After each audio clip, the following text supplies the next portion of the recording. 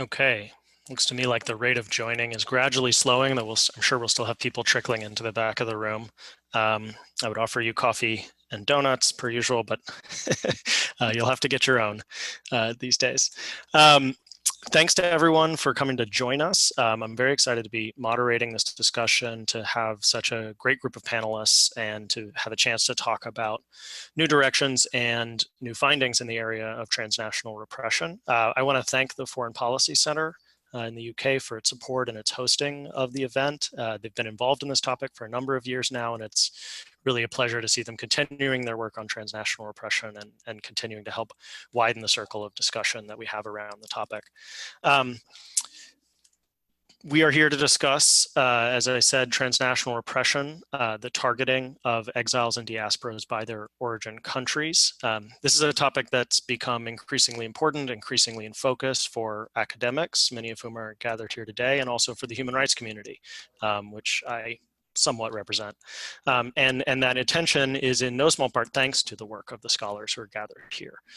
There's been a lot of progress in recent years in defining transnational repression and in beginning to develop certain policy responses to address it. Yet, as recent events, as ongoing events continue to remind us, the abduction of Paul Rusesabagina from Dubai by the government of Rwanda, the abduction of Issa Ozer from Ukraine by the government of Turkey. These are just in the last couple of weeks. We still have quite a lot of work to do in this area in order to push back against an emerging international norm in favor of allowing transnational repression. And so in that spirit, I'm looking forward to hearing from this group that we have here today about this issue, how we should be approaching it as researchers, and how we should be approaching it to some degree as advocates for human rights. And I think we've got an absolutely terrific group of people. I couldn't really think of a better group that we could assemble who are working on this problem from many different perspectives, and then are going to share their different angles on the issue and how to approach it. So we have Fiona Adamson, a reader in international relations at SOAS, Gerasimos Serapis, who's a senior lecturer and head of equality, diversity and inclusion for the School of Government at the University of Birmingham, Marcus Michelson, a senior and postdoctoral researcher at LSTS Research Group, Dana Moss, assistant professor at the University of Notre Dame, and Professor John Heathershaw and Dr. Sapira Furstenberg from the University of Exeter. There will be, for the attendees, and I'll say this later again, but to make it a note of it now, there will be Q&A later. There is a Q&A button in your screen. Please use that one if you want to put in questions as people are going. We will look through those questions and try to answer what we can as we move on. There are two publications or main publications that we're discussing today.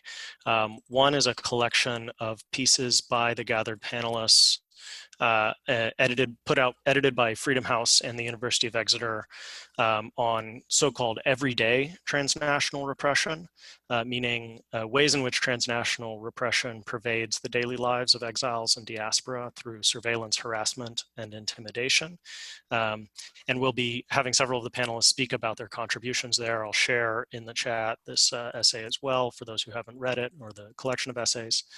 And the second publication that we're discussing, and the one we'll start with in this discussion, is the latest version, very exciting, of the Central Asia Political Exiles database, CAPE. This is CAPE 3.0, so there have been now 2 full editions prior to this, and we will have Sapira presenting that to start us. And just to say a word of congratulations to that team for taking this project so far, and for all of the contributions that it's made in terms of inspiring different directions in work in this field. So with that, I think Sapira, we'll hand it over to you and let you present CAPE. And then from there, we'll go through the rest of the panelists to talk about different angles on the issue. Thank you. Great. Thank you very much for this introduction, Nate. And thank you, Foreign Policy Center, Adam and his team for organizing this event. So because I have very limited time, I'm just going to go straight away to CAPE. The second edition of the database was released in 2018. And to respond to the comments that we received in the audience and also for our external peer reviewers, we kept updating the database until now. And so in the third version, we tried, of course, to focus on the cases. So we have added additional cases, but more importantly, we very much focused on the content and on the quality of the database. So if previously, for example, the database only included categories of exiles and stages of repression, the new version of the database has additional variables such as physical violence experience, arrest warrants, and gender. And we have extended the database from 90s to 2018. In some cases, and this is exceptional, we have updated and added new cases until 2020 because of their importance. The database, to the best of my knowledge and also to perhaps to the knowledge of the team here, is the most comprehensive open source data set on transnational repression that has ever been available up to date to the researchers, but also human rights groups and advocacy working on the topic. So I'm just going to quickly show you the new version of the database. So I'm just going to do a screen share. And let me see. Are you able to see the? Yes, excellent. So while click on the database itself, it should take you straight away to our exiles. Yeah, it's coming down here. So for example, I click on the Abdullahi Babu Murad. This is one of the most prominent cases that we had recently. So the arrest of the Uzbek journalist who was extradited from Kyrgyzstan to Uzbekistan. And as you can see, first of all, you have all the definition of the exile identity. And you have also the additional variables that we have included, such as physical attack. So what happened is that we've tried to actually make the platform more user-friendly and also more measurable for the external users. For example, when you click on stage 3, because he experienced extradition, you can see all the cases of the individuals who have actually experienced extradition. And so it goes on for the other variables in our database. The database also features now a codebook which documents our methodology and the way that we have actually coded the data set. And this is why I think it can be very useful for researchers who want to do further research on transnational repression practices and who want to do further correlations with other practices from other regions. And so in this extent, the database platform in itself, in terms of its quality and metrics, has been improved quite a lot in terms of the previous versions. I will show you now the preliminary results of the database of what we have actually, the trends of transnational repression that we have observed for Central Asia. So first of all, what we actually see is that arrest is the most common level experienced by transnational exiles. We have calculated that it's 46.3%, followed by extradition, and then finally when individuals are put on notice or are subject to intimidation. The fact that the individuals are first experiencing arrest, it also shows a sign of cooperation of the countries of where the exiles are situated themselves. And what we have actually observed in our database is that one of the most efficient actually tools to detain or to arrest the exiled in question is through Interpol arrest warrant. And we have calculated, and we have these metrics now, that 30% of the arrest warrants are carried on opposition groups, followed by 17.4% on former regime insider, and then the rest is issued on civil society groups and individuals based on their religious affiliation. But in addition to this, although Interpol is an important tool to prosecute, what we have also observed is that many Central Asian autocrats, they also using other arrest warrants, such as, or cooperation agreements, such as Minsk Agreement, for example, or Shanghai Cooperation Agreement, that actually facilitate the extradition request from country A to country B within the region of Central Asia. Among the countries of Central Asia, the largest issuer of Interpol arrest warrant is from Tajikistan, and this followed after by Uzbekistan and Kazakhstan. And so if before we actually had stipulation that Tajikistan was the biggest issuer of Interpol, today we can actually confirm this data with the additional variables that we have added. In terms of the physical attack, what we can actually observe is the highest risk of physical attack observed is in Uzbekistan. On the other side, Tajikistan has the highest risk of assassination attempts. In comparison to all the countries of Central Asia in terms of transnational repression practices, Kyrgyzstan has the lowest risk of physical violence, all other practices of transnational repression. So our database, of course, is not perfect, and we are very well aware of that. The weaknesses of our database lies in the fact that we have only collected data that is available on the media or that is publicly available, actually. And this means that some data might be subject to biases. On the other side as well, some countries like Turkmenistan are increasingly closed, and we have very little data available on that topic. For example, the fact that we have so much data on Uzbekistan, it also means that we have previously received many cases relevant to the Uzbek than to the Turkmen cases. And so that actually increases the number of incidents for country A or country B. But despite these weaknesses, I think the database can be used as an effective tool actually to demonstrate the evolution of authoritarian transnational repression practices that span beyond Central Asian countries. Our speakers will demonstrate today the practices that we actually observe in Central Asia are very much similar to the practices that we can see in Egypt or in Iran. And so that's the reason why I think it's an important analytical tool that researchers and also human rights activists can use to further study transnational repression. Thank you. Great. Yeah, thank you, Saipira. And thank you for all the work on the database. I think we'll have, I expect, some questions and follow-up either from the panelists or from among the audience about the database, and maybe we'll have a little more time there to discuss the findings and what's contained in it.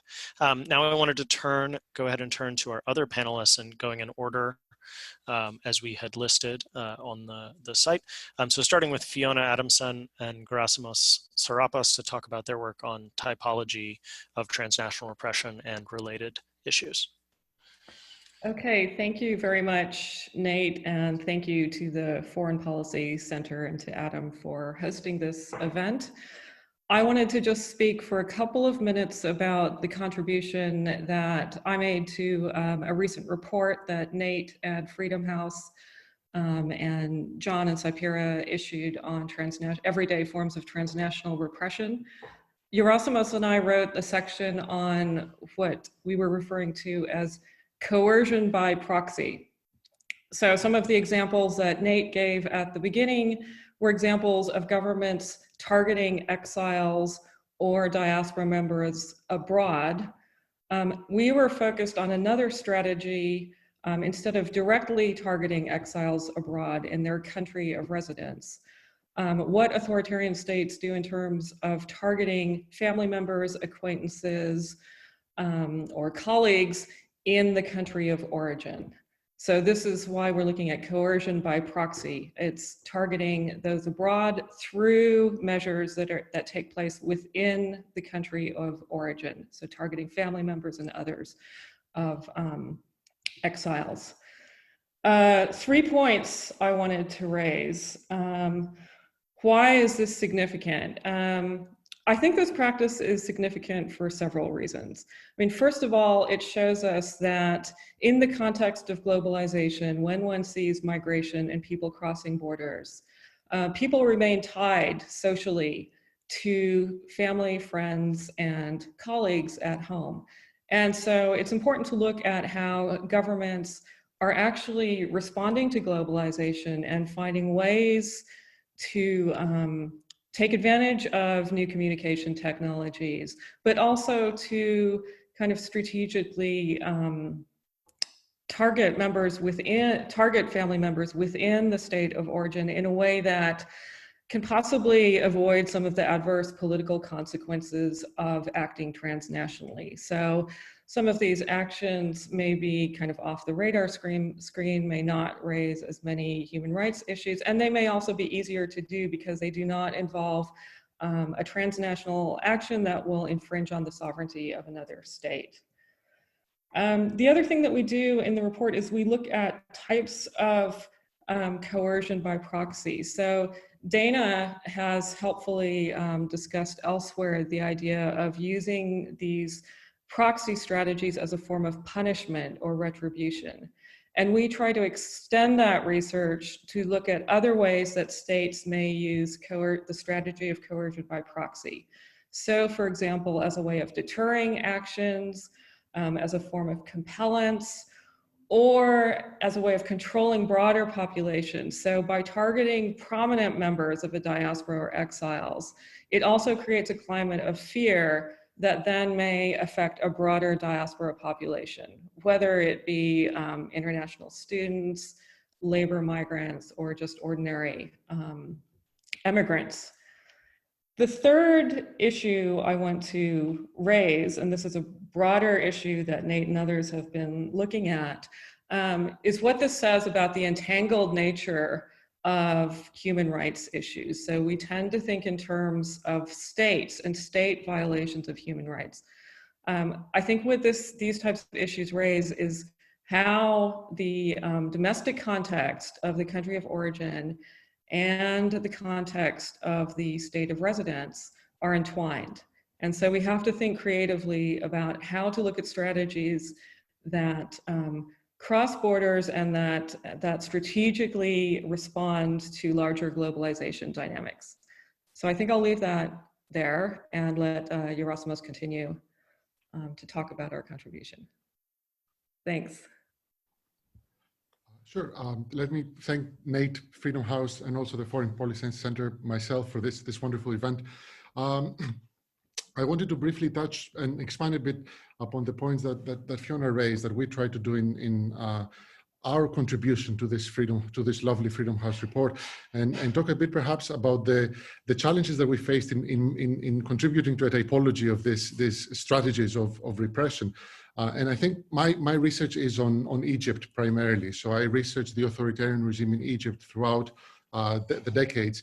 And one of the things that we see there is the extent to which these coercion by proxy strategies are intermingled with other strategies that the regime develops in order to target dissent abroad. So we're not really talking about regimes that single-handedly choose to target those abroad or choose to target those that stay at home, but rather develop what another researcher of this phenomenon, Erdi Oester, called the repertoire, develop a repertoire of transnational repression that includes, of course, coercion by proxy. So we see, particularly in Egypt, the attempt to target family and friends of journalists, of human rights activists, of academics as well, that are resident abroad. But at the same time, the regime develops a number of other strategies, namely the securitization of the border, so preventing people from emigrating. So in a sense, we go back to strategies of the 50s and 60s under Nasser, in which we have blacklists created that prevent members of the Muslim Brotherhood, for instance, or human rights activists from leaving the country. And in fact, the regime conducts a lot of what Dana's groundbreaking research has identified. So transnational repression, the monitoring of activists in places as liberal as Germany, for instance. So Egyptian embassies in Germany are notorious for conducting many of these practices. Saipira has hinted at cooperation with state actors. And indeed, this is not something that's unique to Central Asia. Egypt has been doing this particularly with the GCC, the Gulf Cooperation Council states, but also with other organizations. So Edward Lemon has written a lot on Interpol, and indeed, the military regime in Egypt is very complicit in cooperating with Interpol to do this. And my own research looks at also carrots and sticks that the regime offers to those abroad. So strategies of cooptation and legitimation, as we'd like to call them. So that's one issue that sort of hinders our ability to conduct it and to create a typology of actions.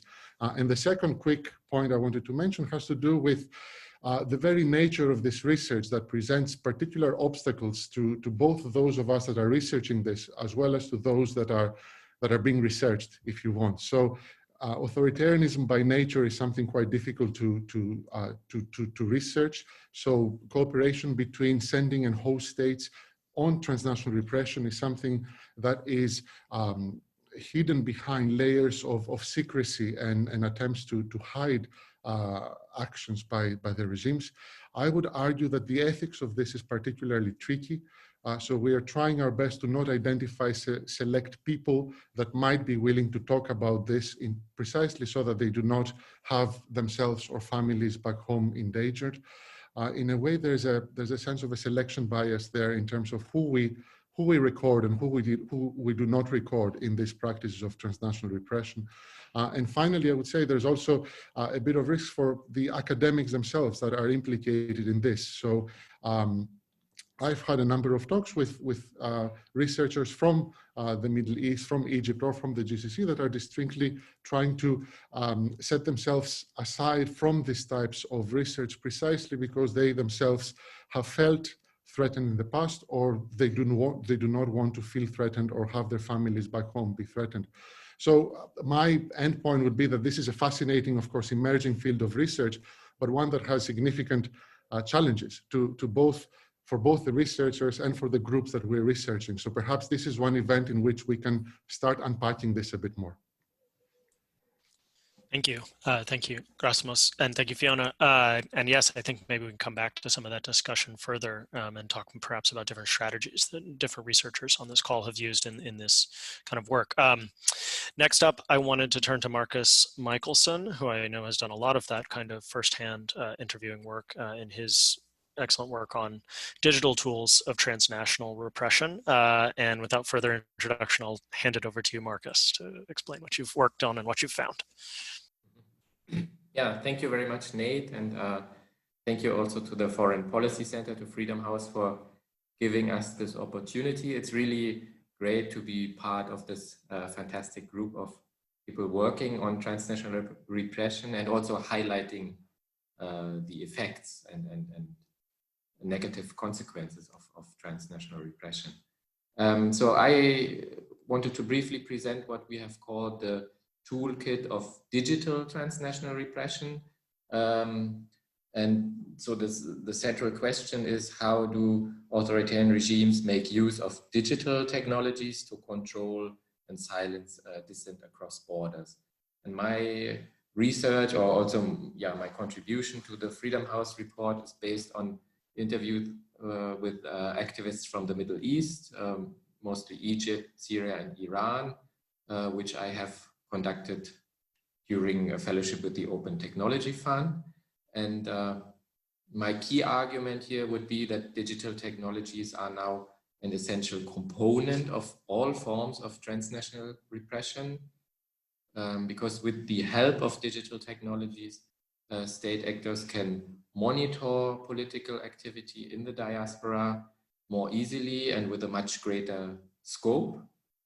And they can also swiftly come up with responses and threats to any activity that they dislike. Activists and journalists and politically active members of diaspora communities rely heavily on digital platforms and social media. This creates multiple points of exposure that regime agents can exploit for threats and attacks. First of all, just let me list some of the threats. So digital technologies allow for easier monitoring and surveillance. Regime agents can collect so-called open source intelligence, so publicly available information on campaigns, interviews of activists, their friends and networks, travels and conferences. And this information can be used to prepare further threats and attacks. And in more aggressive forms of targeted surveillance, regime agents try to gain access to the correspondence and confidential data of activists by hacking into their devices and accounts. These attacks use malware that is not necessarily very sophisticated, but we have also seen very advanced and expensive commercial spyware put into use against targets in civil society. Other digital threats include online harassment, smear campaigns, false and distorted information, verbal threats and abuse on social media against activists to intimidate them, put them under pressure, taint their reputation. We have also government-supported trolls on social media, manipulating online debates or issuing false reports against social media profiles to shut them down. And finally, there are also hacking attacks against online publications of diaspora activists. Using this toolkit, regimes are able to pressure activists into self-restraint, self-censorship. They are able to undermine their ties to the home country and to put them generally under tension and stress. So many of my interview respondents were uncertain about how systematic and coordinated this monitoring from regime authorities actually was. And often they assumed it to be comprehensive and permanent. And this has, of course, a chilling effect. Several people refrained from activities because they feared monitoring from state authorities. Others abstained from media appearances, participation in public protests or panel discussions. And because of this assumed surveillance, activists also reduce ties to colleagues and relatives in the home country. This means they get less information out of the country. Journalists have less contacts with sources in the country. Human rights defenders have more difficulties to collect information on rights violations, and the quality of their work suffers. And activists are also in doubt about the actual technical capacities of regime agents, because digital tools, digital platforms are so complex. It is difficult to understand risks and vulnerabilities. What is technically possible? What are security agents capable of? This raises, of course, again, this uncertainty, fear, and doubts about the red lines that they are able to cross. So to conclude, I would say that using digital technologies, regimes are able to intervene in activists' everyday life and routines, and they constrain some of the dynamics, impacts, and outreach of diaspora activism. These digital threats are also carried out with little chance to identify perpetrators and hold them to account. And regimes can always escalate digital threats into other forms of transnational repression to silence exiled dissidents and punish them for crossing a red line. So digital technologies extend the scope and scale of transnational repression. Yeah, thank you. Thank you. Yeah, thanks, Marcus. And I highly recommend Marcus's OTF report for an even more detailed exploration of these themes than what was available in the Freedom House short collection. To give one example, just for our attendees, of this kind of dynamic in a way that people might not think about it outside of the spyware or hacking or trolling. We were interviewing activists from a Gulf country that I won't name in the UK, who said that when they hold public events that are broadcast on YouTube, they always put the camera behind the audience so that people can attend without showing their faces. And they don't require audience members, if they ask a question of people who have chosen to speak on stage, they don't require the audience members to identify themselves. And that's part of this digital component of you're broadcasting an event live for the host audience that is in the origin country. You're trying to reach people in the origin country to talk about the state of democracy in that country. But people are so fearful of the level of surveillance that's possible simply from watching that event that they refrain from participating in a public event in a democratic host country. Let's move on. I think that ties into what I think Dana is going to speak about now regarding the effects of transnational repression on the diaspora. So I'll hand it over to Dana Moss to speak. Well, thank you all so much. I'm just delighted to be here with some of my favorite colleagues across the world. And thanks to all of you who are tuning in this afternoon or during the day, like it is here in the United States, for learning about this important topic. I became attuned to the dynamics of transnational repression through my research on activism in the Libyan and Syrian diasporas in the United States and across Great Britain. I also did work with the Yemenis, but as I'm happy to talk about another time or later, they weren't as subjected to these kinds of practices. But the point is that diaspora activism is really important. So beyond the fact that, of course, it is unacceptable for the human rights and the protections of individuals for them to be, renditioned, kidnapped, threatened, and the like from their places of residence. Transnational repression, as was just stated, really damages the potential of the diaspora to speak out against human rights abuses that are going on in their home country writ large, and dampens the mobilizing potential of diasporas to organize, even to hold, peaceful demonstrations, candlelight vigils, to post YouTube videos, because they are oftentimes afraid for themselves or afraid for their families. And diaspora activism comprises a very important front in the fight for human rights. Diasporas, of course, a diaspora is often where the people who are most persecuted for their activism for democracy, human rights, and humanitarianism in their home countries, where they can live and survive. And when diasporas are able to mobilize, they often perform a number of important functions in the fight for human rights. So they publicize atrocities that might be going on at home, particularly in places that are heavily censored or repressed, like in Syria or China with the Uyghur population. They protest when foreign dignitaries come to visit in Washington, D.C. or London. And this is important because foreign dignitaries often pay or coerce students and other people in the diaspora to demonstrate on their behalf, to demonstrate their loyalty. So it's very important that diasporas provide a counter voice to say, hey, you're not legitimate, and what about these crimes you committed, so that they can refute dictators' claims that they have this kind of universal popularity around the world among their citizens.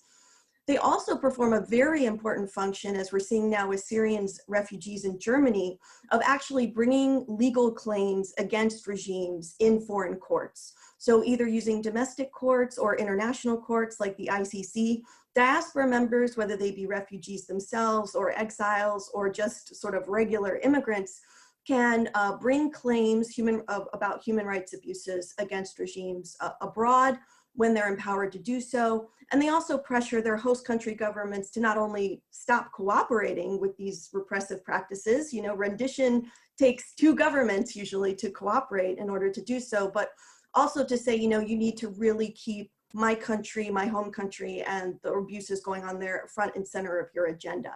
So it's very important for the diaspora to have the ability to mobilize, to uphold and use their civil liberties and their democratic freedoms and rights in places like the United States or Great Britain, Germany, and elsewhere. But the problem is that, as the speakers today have talked about, transnational repression puts a lot of barriers in place for people to do this, or makes the cost of doing so extremely high. So you usually have some sort of core concentration of exiles who are willing to take on these costs, but the majority of people in the diaspora are often too afraid to say anything, too afraid to participate in events. When I talk to Syrians about their experiences before the Arab uprising in their home country, they say, we wouldn't talk politics with one another, and we wouldn't even do so much as go to a candlelight vigil or even say out loud that the Assad regime was authoritarian for fear that somebody else might be spying on us, monitoring us, or that something would happen to our families at home. So this kind of fear and self-censorship that diaspora members are subjected to is a huge, huge problem. It really dampens the mobilization potential of this group that are in many ways should be best positioned to mobilize and to speak out from the democratic world. And in addition, it can also dampen the ability of diaspora members to advocate for their own rights in their places of residence. So for regarding the war on terror and Donald Trump's Muslim ban, a lot of these same communities that are so heavily persecuted and repressed in their home countries are also facing a lot of targeted repression abroad.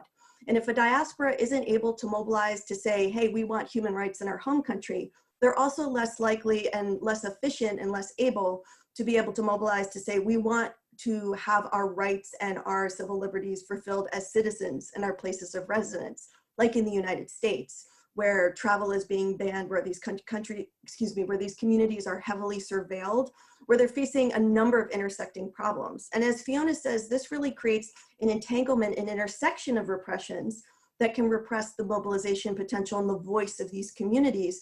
So it is extremely important for us as scholars, as human rights activists, to be thinking about ways that we can work with human rights institutions, we can work with attorneys and legal organizations, and work with governments to better protect these communities. A lot of times law enforcement are not wholly aware of the kinds of threats that they're under. A lot of times, as Marcus said, it's very difficult to figure out who's doing what. So particularly online, when people are being harassed and trolled, it's difficult to persecute the people who are committing these kinds of problems or atrocities, really, particularly when we're talking about rape threats against women, slander, that sort of thing. So I think, and I hope that in a future project, Sapira and I are going to be working with, in addition with all the people here on this panel, we're going to be working with attorneys and speaking with other legal professionals to talk about what are ways that we can work within this broader human rights advocating community to raise awareness of this issue and further try to sort of pressure or at least suggest ways in which well-intentioned organizations and government officials can help protect people along this front, which again is really important given the fact that human rights violations are global in character. So I'll stop there. Thank you. Thank you, Dana. And that sounds like a great project. Maybe we can talk about it a little bit more in the follow-up as we talk about some of the more policy or kind of human rights response solutions that I think have been raised.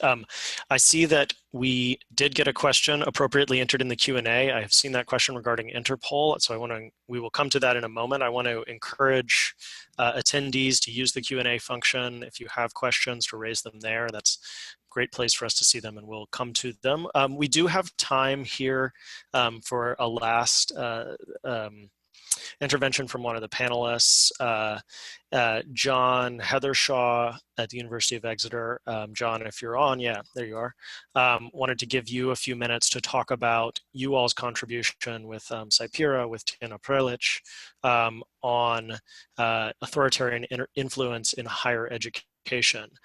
So a few moments there. I think this is a great topic. I'm really glad we were able to include it in the collection, looking at particularly this entanglement between different contexts and what are responsible and appropriate ways to address that entanglement without exacerbating human rights problems.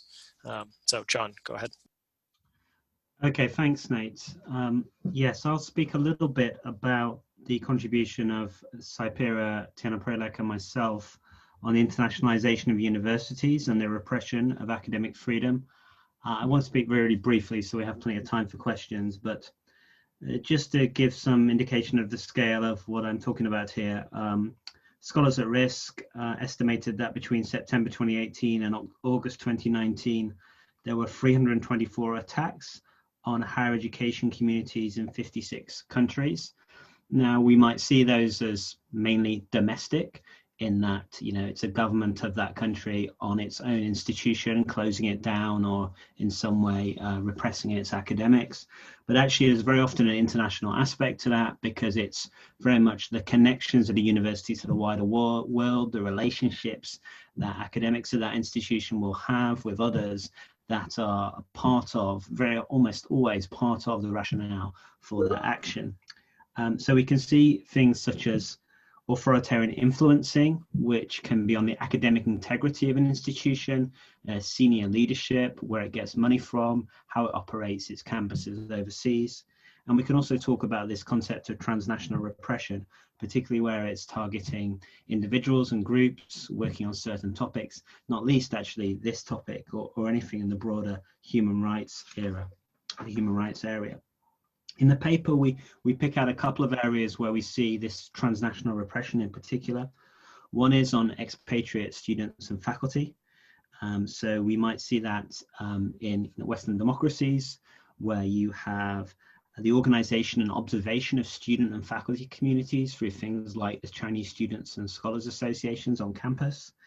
You have cyber surveillance. So if you're a state-sponsored student, from certain authoritarian countries overseas, you have to give over your login and password details, so the security agencies of your home country can keep track of you. We know that occurs with the Bolshak program from Kazakhstan, for example. And there's also more direct forms of intimidation and pressure. In our paper, we quote examples such as, and the spectrum of countries here is interesting. Cases of the Israeli state putting very strong pressure on UK institutions, cases of Russian co-authors pulling out of conference presentation out of fear of repercussions in their home country, home university, Saudi Arabian students asked to report to their embassy once a month, and China's surveillance of student societies, which influence students' choices of dissertation topics away from controversial ones. So that's all reported speech from a survey of UK academics that we conducted. A second area is that of fieldwork. So fieldwork is a site where transnational repression occurs. Now, in the West, we often focus on what happens when, say, Western scholars are going to a country which may be authoritarian or in the midst of armed conflict, and the risks to them, the risks of arrest. But there is a much bigger picture actually of the risks to local partners. And again, those local partners are at risk because of these transnational academic connections, because of their connections to some of us, people such as myself, who undertake fieldwork. And we also see that when individuals, academics from such countries travel overseas, take fellowships, take part in events, and some of those forms of pressure that I mentioned taking place against them. So just to conclude, there are ways that Western institutions and governments make this worse. I think it's made worse often by market pressure and by beggar thy neighbor approaches, where universities scramble after funding or scramble to open campuses and sign new agreements with state sponsors from authoritarian states. And it can also be made worse by an excessively security-based response, which sees such government activities as direct threats which are beyond our control. There's actually, I think, a great deal that can be done in terms of systems of transparency and accountability here, systems of support and training for those in place, protecting simply the right of refuge and asylum, which maybe can be developed further, and that's what some of us are doing in working in this area and looking at the academic dimension of transnational repression. So I've done that really, really quickly. Happy to take questions later. But yeah, thanks for the time, Nate. Thank you, John. And thanks to everyone for those short remarks. I know it's very brief to sum up a lot of work that you all have done on these topics. Yeah, we now have a good chunk of time to talk about questions, to have discussion. I want to encourage our panelists, if they have questions for each other. I know you're all talking to each other often. This is such a great group of people in dialogue, but if you have questions for each other, keep those in mind. I think let's go straight to looking at the Q&A from the attendees, because we have a couple of really good questions there that I think are worth spending some time on, and we'll start at the top. Tom Atkins asked, I'll read it out, the abuse of Interpol red notices in transnational repression is well recognized, not least by Interpol itself. Given that Interpol member states are not obligated to act on red notices, i.e. to arrest subjects, and that they know what the problems, what are the principal legal failings in extradition proceedings in states where those arrested are being ultimately extradited? And in what ways can challenges to red notices, whether directly to Interpol or in national extradition courts, be strengthened? I will put that out for the group. I'm also happy to answer myself because we have been looking at this quite a bit ourselves at Freedom House. But I want to give others a chance to respond as well.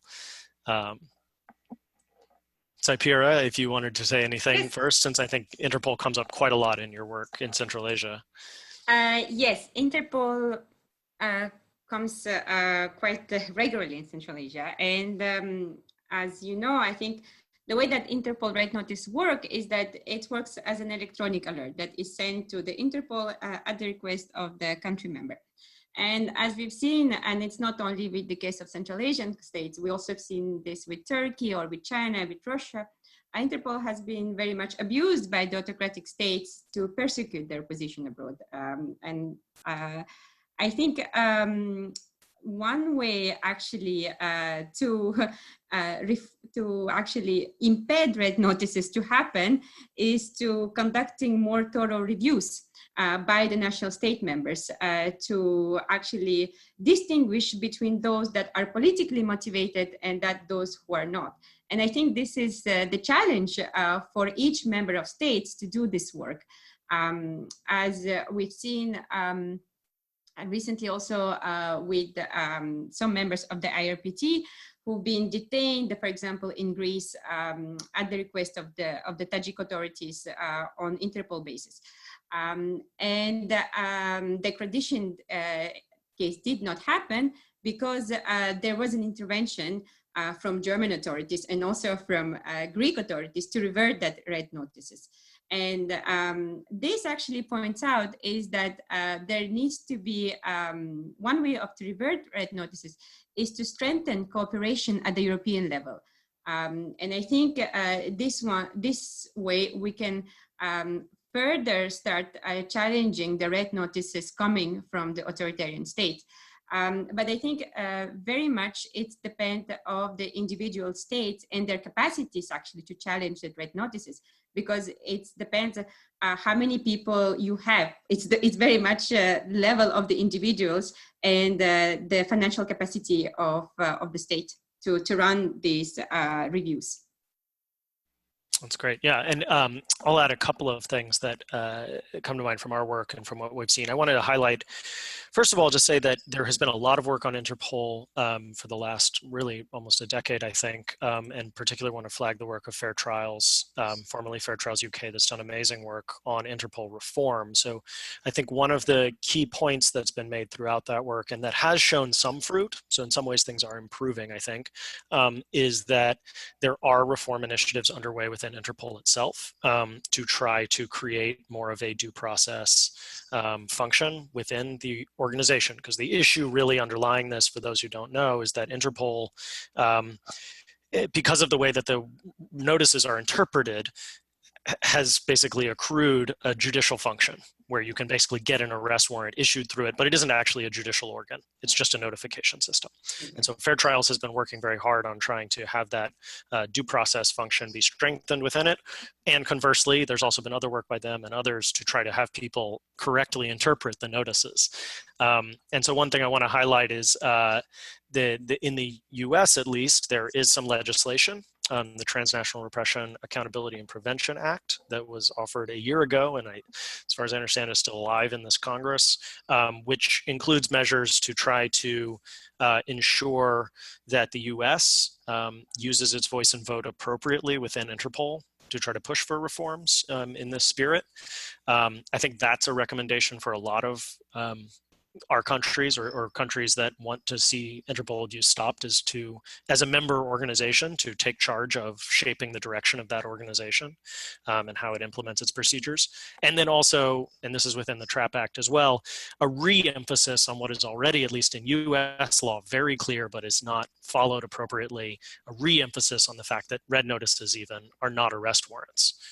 This is true in the United States. It's actual legal guidance from the Department of Justice, but it's not well known and it's not well implemented. And there are quite flagrant cases in the United States, in part because of our very draconian enforcement right now of immigration proceedings, of people being detained for a year or longer purely on the basis of red notices because of a misunderstanding by local courts about how that is supposed to be interpreted. So there's a lot of education work, I think, that goes into that. There are definitely people who've been working on that. It's a question at least in the United States, it's the kind of question of how in a very big federalized system you get people to understand that when a lot of this happens at a local level.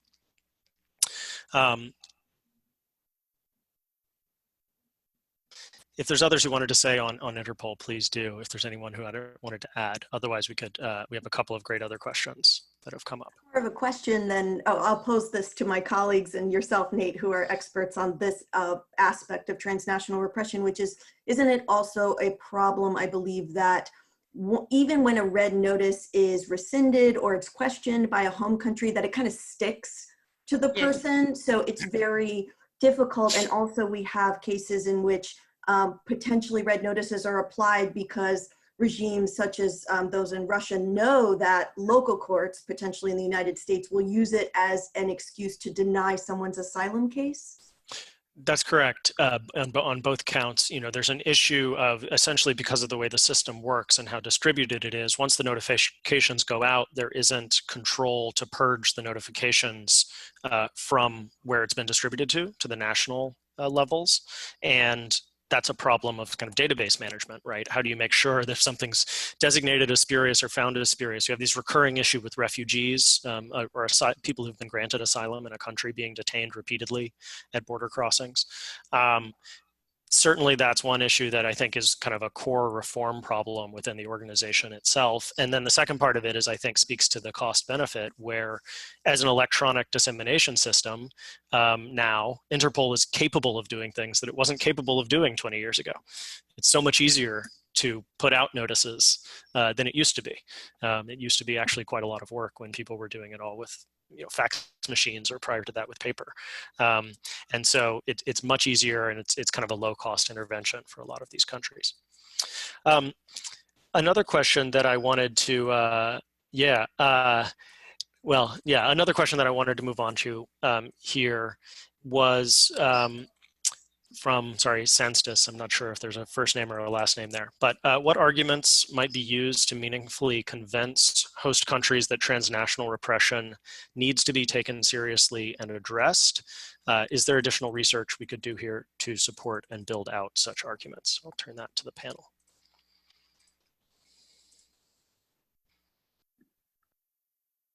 Can I answer? Please, sorry, I can't see raised hands. Yes, I got you. Go ahead, Saipura. Yes, I think very much the new emerging research that is going to happen on transnational repression is very much concerned on the host state responses to transnational repression.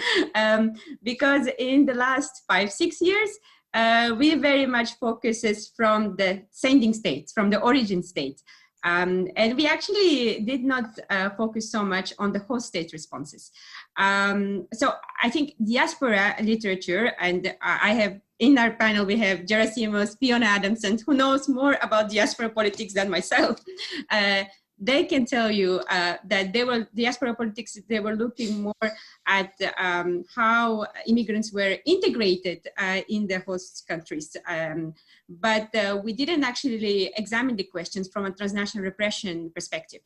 And I think with the digital repression that Marcus mentioned, we actually see more and more alertness from the European Union. I'm talking about the European Union because that's the country, that's the region that I know the best, that are becoming actually more alert about transnational repression practice, especially in terms of digital surveillances, hacking teams.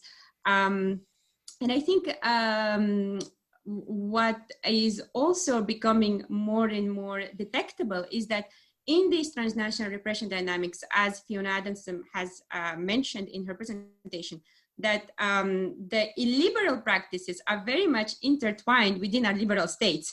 And our liberal states in Europe are actually allowing transnational repressions to happen. For example, when it comes to digital repression, we have spyware or malware softwares that have been sold by European companies to autocrats, and that, of course, fuels repression in itself abroad. And I think the one way actually of host responses to start tackling transnational repression is by raising the issue loud, as we're doing right now. And also by actually demonstrating the weaknesses of the international system itself, such as the Interpol or corporate governance, for example, the fact that we are selling our spyware tools to autocrats that are actually, after using them to spy on exiles living in liberal states, is actually one of the weak mechanisms of the hot state responses. Could I just add to that, perhaps? So just to build on what Sapira was saying, and also Dana, I think one important argument is to look at the impact of these practices on host states and the corrosive effects that they have on liberal states. And building on this idea of entangled illiberal and liberal states, that the line is very blurred, and these practices that take place de facto in liberal states don't just impact on the diaspora community, but have an impact on the broader public sphere or on universities, in UK universities as well. I mean, this is especially important when things go online as well. I don't think we fully understood the impact of for universities going online during COVID as well. So I think one argument to make is a sort of very traditional and conservative national interest argument that these practices are not just taking place distantly, that actually they impact on everyday practices in the UK and elsewhere, and over time have a corrosive effect that goes beyond exiles and the diaspora. Yeah, I'd just like, if I can, for just a moment to piggyback on those comments and echo this really important point that Fiona and Sapira have raised, which is that it's exactly the case that when, for example, a Chinese student speaks out about how, you know, her education at the University of Maryland helped her to learn about free speech, and she gets attacked by an online sort of trolling surveillance system. She gets attacked in her local community. She gets attacked by the embassies or consulates, that this has a broader chilling effect on free speech in general in universities. So this is a huge problem. And I do agree with Fiona that states can be and state actors, politicians can be very easily persuaded that this is a problem, because it fundamentally violates the principle of state sovereignty, and particularly, you know, as Weber put it, the legitimate monopoly over the means of violence. So there have been more extreme cases, of course, the Khashoggi killing in Turkey, the shooting of Libyan students during a peaceful demonstration in London in 1984, that have resulted in diplomatic sanctions and other kinds of more serious repercussions, which is why at times I think we don't see more of this happen more frequently, is because repressive authoritarian states are often worried about, you know, the diplomatic problems that might result as a result of persecuting people abroad. But that said, you know, it's still happening. I think basic awareness can go a long way, and it's, you know, I think it's relatively straightforward to argue that, look, you can't have, you know, Erdogan thugs beating up protesters on the Washington, D.C. mall. You can't have people sending assassination squads into your country to, you know, hurt people who are there and under your protection. And the more that we can build this base of knowledge that Sapira, John, and others have worked so hard to build, to say that this is a systemic practice, that we need to hold our own governments responsible for the ways that they're culpable in it, but also just to bring their attention to the fact that it's happening, I think can do a lot in and of itself to pressure allies and the right people to get on board with being more vigilant about protecting these communities abroad. Thank you. That's a great point, Dana. I want to move to a couple of questions here that are kind of related to the education area, where I know obviously John and Sapira and Tiana wrote about this, but I think others probably have remarks as well to make about it. So the questions, just to read them quickly. Do the panelists, particularly John, see evidence of stepped up surveillance of Chinese students in the UK as the new academic year begins and following the major deterioration in relations between China and the US, EU, and UK on all these issues? So China specific. Question to that to John and to others. And then combined with that, something from Ed Lemon, who I mentioned in the chat, and hi Ed, thank you for joining us, is about the harassment of students at universities and what can university administrations do to protect students who are targeted by their host governments or are subject to horizontal surveillance, which is a really important term and idea by their peers. Thank you. So John, perhaps you first. Yeah, thanks, Nate. I'm happy to come in on both those really good questions. I think, first of all, one thing to say about China is it's not my area of expertise. In the Academic Freedom and Internationalization Working Group, which has actually been convened by the Parliamentary Human Rights Group, we do have China expertise on there. People like Chris Hughes at LSE, who's been outspoken on these questions, because it has come to a sort of high point of media intention, but also I think, you know, real genuine concern over the summer.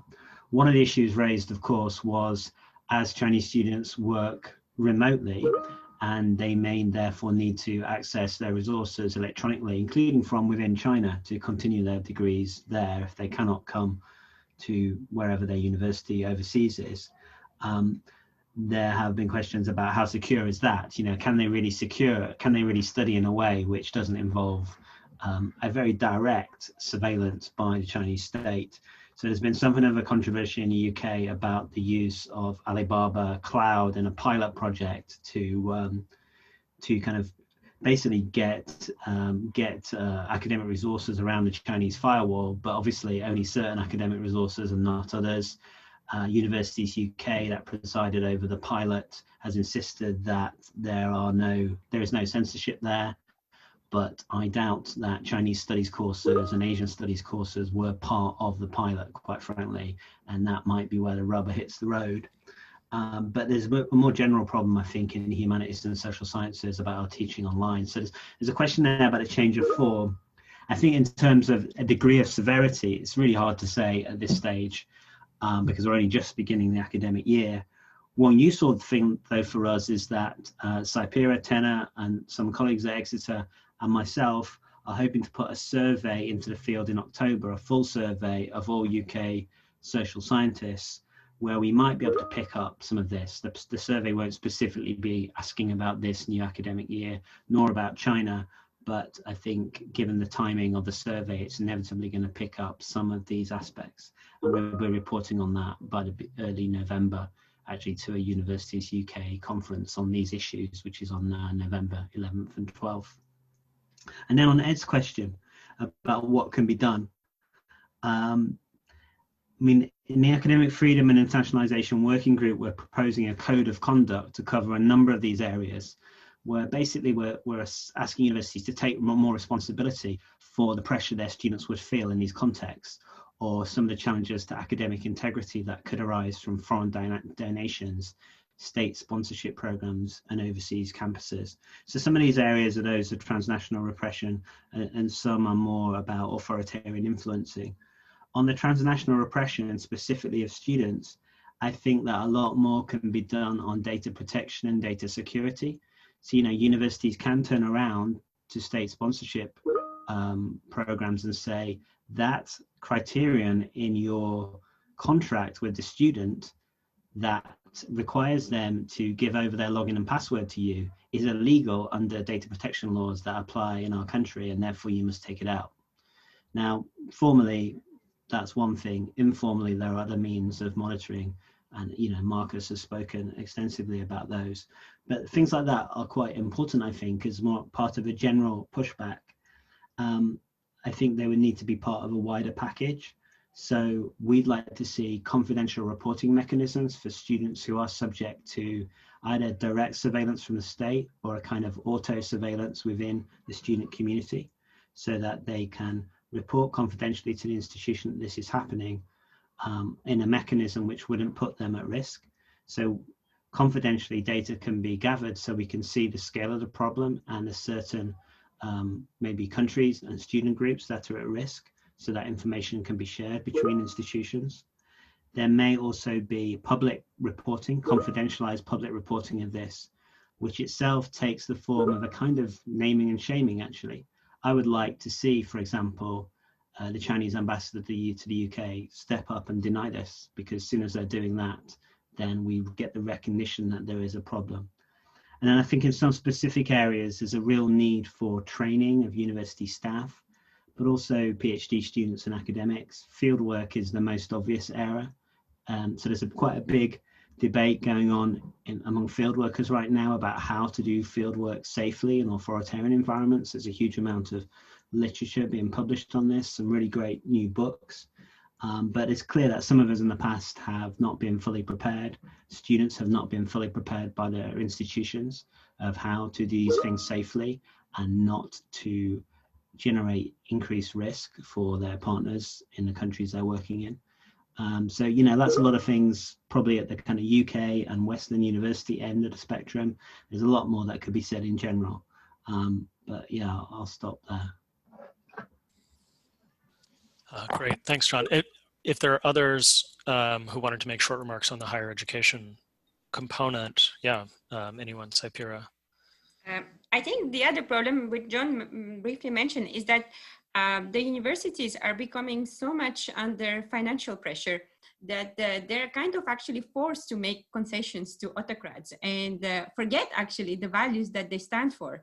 And so, for example, in many university campuses from the UK or from America that are located in China or in the Middle Eastern countries, there is this rule of censorship that would probably not be allowed in a liberal democratic state.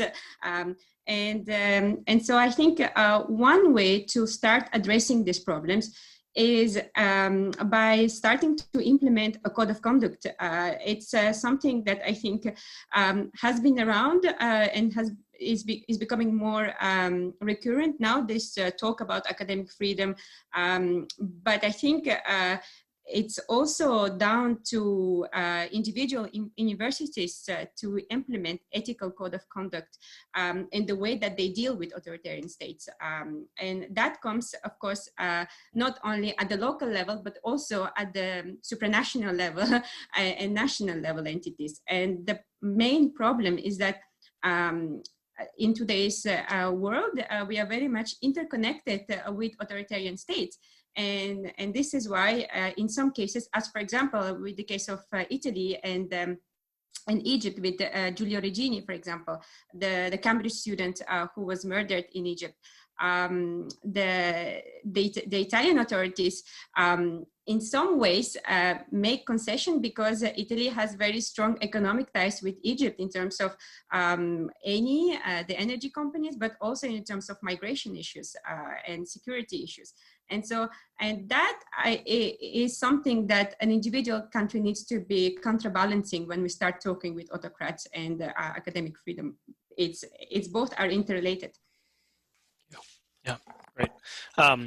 We have 3 more questions that are already written, and they're each really good. So I want to try to get them all in.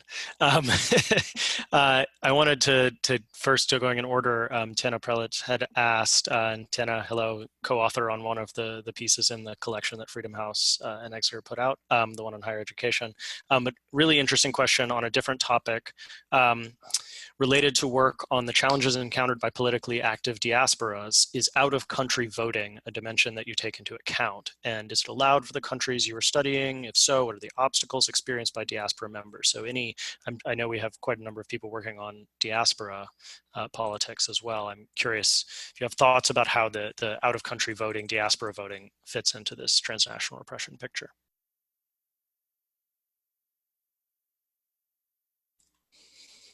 I can comment on this really briefly, Please. although I'd love to hear from others. Yes, so it is definitely the case, and this is a wonderful question, that some of the, ironically, in this era where so many authoritarian regimes adopt the trappings of democratic institutions in order to legitimize themselves, some people from authoritarian states have the option to vote in home country elections, though those elections are often not free or fair, out of state. And the person who asked the question is absolutely right, that I found in the Syrian case, for example, that this is just another example in which a lot of people abroad feel compelled or obligated to participate in that, and then to demonstrate their loyalty for fear that there may be repercussions. And the problem is too, is that it is often very difficult for us as outsiders to disentangle those who feel sort of truly loyal to the regime from those who feel that they need to demonstrate, as Professor Lisa Wadeen puts it, as if they are loyal to the regime.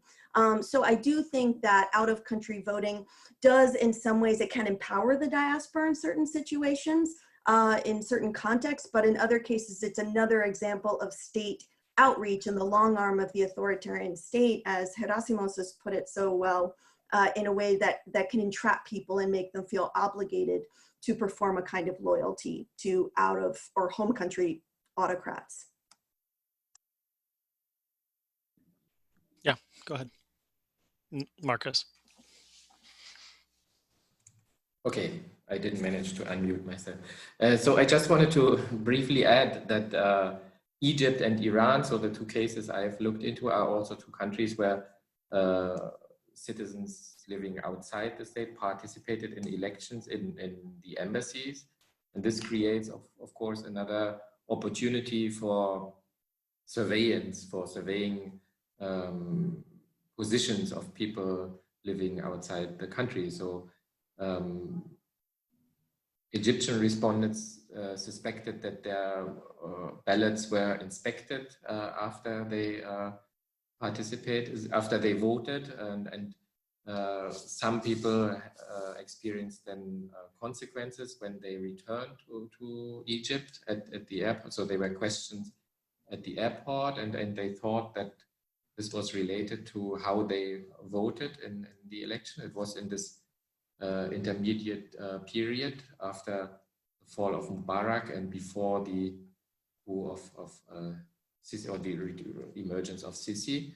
And then also, yeah, Iranian participants used, sometimes women activists used this opportunity to vote in the elections, to go to the embassy without the veil, without the hijab, to demonstrate their political positions, and then experience also a backlash for that. So this is definitely an opportunity for authorities to monitor, to register what the political positions in the diaspora. Yeah. Thanks. Great. I want to make sure, because we keep getting really good questions. So this next one from Kares Schenk is trying to bring us back, I think, to one of the topics with which we framed it, which is great, the everyday transnational repression. And is there a danger of chasing big public cases while missing some of the broader issues of repression and non-repression among the diaspora? And how can we more broadly apply these findings to the traces of authoritarianism and repression that immigrants or temporary migrants might take abroad with them in quieter, everyday ways? I'll take the privilege of responding first, that in our work that we're working on at Freedom House, I think what we see is a continuum in a way in which these extreme cases, like the couple that I mentioned at the very top, or like obviously most famously the Khashoggi case, build on kind of an iceberg of everyday transnational repression that literally in these cases there typically is when there's an extreme event like that, an extreme grave human rights violation, it comes following and on top of digital forms of surveillance, spyware, intimidation, coercion by proxy or family intimidation back in the home country, all of these things that are kind of the substrata for these more extreme events like kidnappings or assassinations. And so, yeah, we certainly don't want to underplay those or dismiss them. In fact, we would like to raise them up and make it more visible that how pervasive they are. I think as researchers, we've had a challenging time about how to do that exactly because they're so pervasive. I'd be interested in hearing what other people have to say about their experiences interviewing people and talking with people. We kind of sometimes get the feedback of, well, yeah, you know, kind of, it's the air we breathe, or this is what we go through all the time. And so how to make those more visible or how to make people understand how pervasive and systematic those are is definitely a challenge that we're working with and trying to address. Because yes, absolutely, I agree with the comment that this is so much more than renditions or assassinations or the really visible stuff. But open to others who wanted to respond to that question. Yeah, Gerasimos. Yeah, no, I completely agree. I think that Kares makes a good point about if we do focus on these big cases, we kind of get a skewed idea of both regime strategies and regime actions as well as acts of resistance. So I really don't think that every day, whatever every day means, ordinary quote unquote Egyptians would actually talk to researchers from Birmingham or Freedom House if they feel like they've been harassed by the Egyptian state. This is really something that doesn't happen. So we need a more sociological, I would say, looking at Dana, but we need a more ethnographic sort of sense in understanding these practices. So listening to stories, listening to rumors, listening to how public spaces such as embassies and consulates are being perceived. All sorts of strategies of coping, people coping with this. One of the things I came across and I was always surprised is people, a colleague in the UK teaching IR was telling me that, well, yes, we have a few Chinese students in my postgraduate class, but whenever I bring up anything about Chinese state narratives, for instance, if somebody tries to say something, then there's looks between the Chinese students and then they're silenced. So these kind of things wouldn't really be caught on anybody looking at a big range of very sort of, you know, assassinations of journalists inside an Istanbul consulate, for instance. But they're even more effective, I would think. And what's fascinating for me is that they really don't need to be, a lot of these rumors don't need to be true. And this is what makes transnational repression really fascinating as an instrument of authoritarianism. I've picked up, perhaps Dana also has picked it up from Syrian interviewees, rumors about Syrian consulates and embassies having torture chambers in the basement, for instance, which I've heard from a number of people. And of course, this is most likely not true, but it features into people's perceptions of how the Syrian state operates beyond the limits of Syria itself. So all of these things really need a bit of a more ethnographic, different kind of sensibility to be picked up. But I think that's the next step in this research agenda. Go ahead, Fiona. I think you had your hand. Yeah, I don't want to open up a whole new topic, but I do just want to say that this also intersects with migration policy and asylum policy. And for those who are forced to leave repressive political conditions and then don't receive legal status in their country of reception, they're particularly vulnerable to forms of transnational repression, not just from state actors, but also from possibly non-state actors as well. And so this lack of legal protection within the state of residence, it becomes, I think, much more complicated when you're looking at everyday forms of transnational repression that those who are living in a state do need the political and legal protections of the state as well. Yeah, I think just really quick, it really speaks to the importance of looking at negative cases too, like some of Fiona's work has really looked at. Where are students going out of their way to demonstrate loyalty? that should raise a red flag for us, right? If there's authoritarian regime at play. Or where do you have actually a lack of diaspora mobilization? So for example, in the Saudi diaspora in the United States, it's really just a few exiles, really literally just a few, who dare to speak out. You don't have Saudi student organizations or other kinds of organizations or community groups that are dedicated to criticizing the monarchy. And that should raise a red flag for us as researchers to say, there's something going on here. And just as Harassimo said, when we talk to people, when I was talking to Syrians to say, what was it like for you being a Syrian in your local Syrian community, whether that be in Manchester or in Los Angeles, before the Arab Spring, a lot of them said, we would never talk politics. You know, we were totally afraid of each other. And so really getting at people's experiences, not just assuming that they're loyal, they're apathetic, or they're active, okay? Because there's a lot of in between. And also really taking people's stories seriously, because if we just think about, oh, they're just paranoid, or they're just carrying their cognitive baggage and their fear from the home country to the host country, we're missing the fact that this is actually a logical and very rational response to potential threats, perceived threats, rumored threats, and real threats that are happening in the world today. Thanks, yeah. Anyone else on this topic? And then I think we have time for one more question that we have here.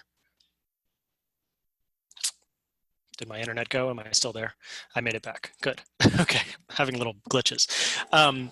Sorry. And so another question here from Sienna Anstis from Citizen Lab. Thank you. And she asked about experience speaking directly to law enforcement in so-called liberal states regarding how they manage and handle complaints and allegations of transnational oppression. So a question about when we have this kind of substratum of digital repression, how do we get that addressed from law enforcement? Because as she writes and should know from Citizen Lab, it seems there is a lack of capacity, perhaps related to a lack of interest in taking such allegations seriously. And can anyone point to resources to discuss? I think Marcus, perhaps I'll turn to you first. I do have one thought on this, but I'd like to hear what you say as well. Yeah, it's a really great question. I already noted it down, and because Sienna is pushing us now to the boundaries of the state of the art or of our research.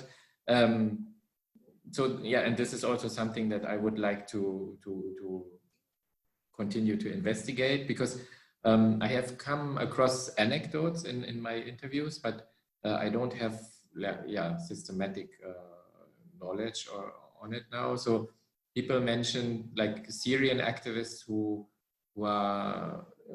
live in Turkey or Lebanon or Jordan told me that we don't need to go to the authorities if our email is hacked or we are experiencing any digital threats. They won't take us seriously. So it's more interesting also than to see what authorities in Europe or in the US would do.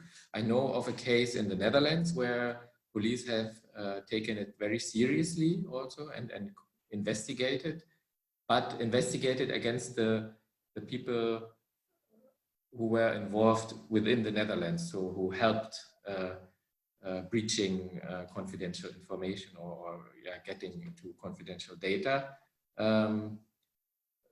I know also that in Germany,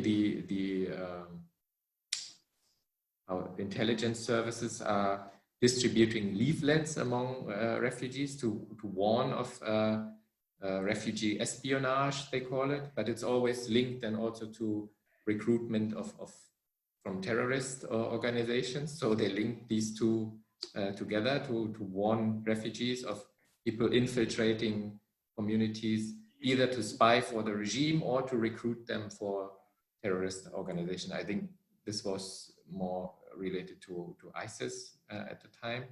So there's some awareness on that these things are happening, but I haven't really come across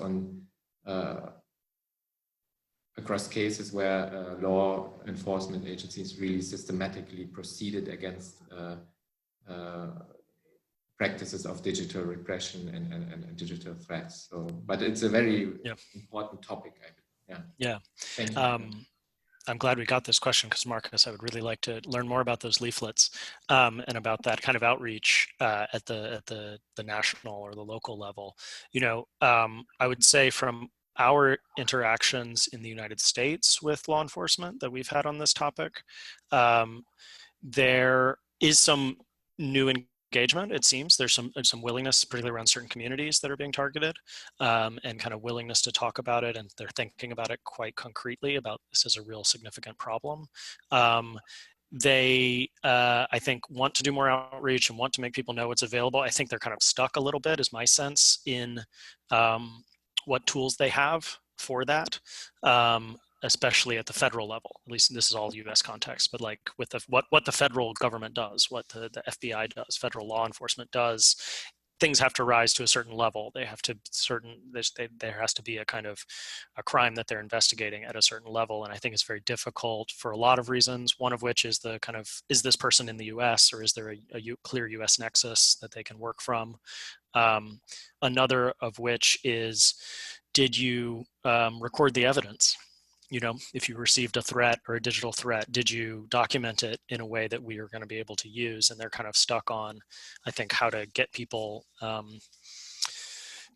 communicate with them in those ways. And also then, of course, it's very mired in the United States in our very anti-immigrant movement right now, where there's a lot of people in immigrant communities, especially in Muslim communities, or I shouldn't say especially, but Muslim communities among others, but that are targeted don't feel safe talking to federal law enforcement, or have been told, you know, essentially don't talk to federal law enforcement. That's not what you're supposed to do, because you can get in all sorts of trouble going down that path. And that's a real problem. You know, how do you build that trust when now you're going to come to people and tell them, trust us for this, though we've spent probably, you know, roughly 18 years burning a lot of bridges there. Now we're going to come back and tell you to trust us on this. That's going to be a very hard sell, you know, with a lot of those communities. So I think there's a lot of challenges to deal with it, not just on the digital level, but on others. That's certainly something we're very interested in as well. I think as others have indicated throughout this conversation, I think the whole group of people who are working on this and the community of people working on it, we're all kind of interested now in moving to actions and solutions and kind of responsible solutions that we could use to address some of these things. So I think these are the right next steps in conversations that we want to be having amongst ourselves and with those of you in the audience. Are there any final remarks there that anybody wants to close with? Yeah, please, Saipira. I think I just want to add to what you and Marcus said. When we actually talking about the diaspora, persecuted diaspora communities, we are actually dealing with a very vulnerable portion of the population. And a lot of these individuals, they're actually afraid to talk to the law enforcement agency because, first of all, they don't trust, they don't know how the country operates, and also because they don't have all their paperwork and they're afraid that they can actually be arrested just because they are one paper that is missing. And I think another important problem that we not always take into account is that there is a language barrier and to seek for help. Very often, from my impression, but maybe Dana and Fiona will have a better idea, is that the persecuted communities, they are actually very closed on themselves. They're already isolated within each other. So the way for them to go outside and to seek help for the law enforcement agency, it's quite a lot of effort in itself. Yeah. Anyone else? Did anyone else want to close with anything? I don't think we have to have big final remarks, but if anyone has anything else to say, I'll time. Okay, then I want to thank everyone. I want to thank all the panelists. It was a really, really interesting conversation. And it's great to hear how much new work is forthcoming from different people. We ourselves have a report coming out in January that we've been building up to for a long time that we had to delay because of the world. But we're very excited for that. And we're very excited to keep working on this topic with all of you. And also thank you to our attendees and to the audience. Great questions, great discussion, a lot of familiar names and new names. So thank you all for attending and for listening attentively. And we look forward to talking with you all more about this topic. Thank you. Thank you. Bye. Thank you.